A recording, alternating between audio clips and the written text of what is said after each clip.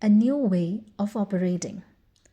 When I have the privilege of talking to my readers, the most common questions they ask me are about self promotion.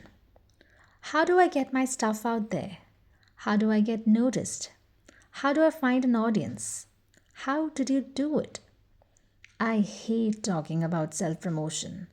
Comedian Steve Martin famously dodges these questions with the advice: be so good they can't ignore you.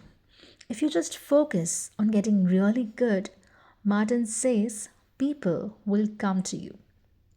I happen to agree. You don't really find an audience for your work, they find you. But it's not enough to be good.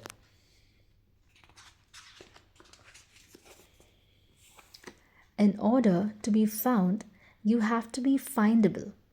I think there's an easy way of putting your work out there and making it discoverable while you're focused on getting really good at what you do. Almost all of the people I look up to and try to steal from today, regardless of their profession, have built sharing into their routine. These people aren't smoozing at cocktail parties, they're too busy for that. They're cranking away in their studios, their laboratories, or their cubicles. But instead of maintaining absolute secrecy and hoarding their work, they're open about what they're working on, and they're consistently posting bits and pieces of their work, their ideas, and what they're learning online. Instead of wasting their time networking, they're taking advantage of the network. By generously sharing their ideas and their knowledge, they often gain an audience that they can leverage when they need it for fellowship, feedback, or patronage. I wanted to create a kind of beginner's manual for this way of operating. So here's what I came up with: a book for people who hate the very idea of self promotion. An alternative, if you will, to self promotion. I'm going to try to teach you how to think about your work as a never ending process, how to share your process in a way that attracts people who might be interested in what you do, and how to deal with the ups and downs of putting yourself and your work out in the world.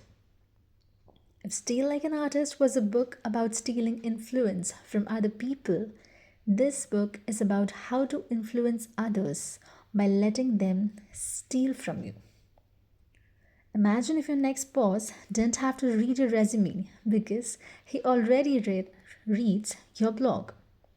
Imagine being a student and getting your first gig based on a school project you posted online.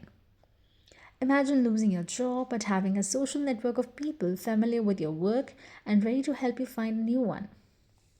Imagine turning a side project or a hobby into your profession because you had a following that could support you.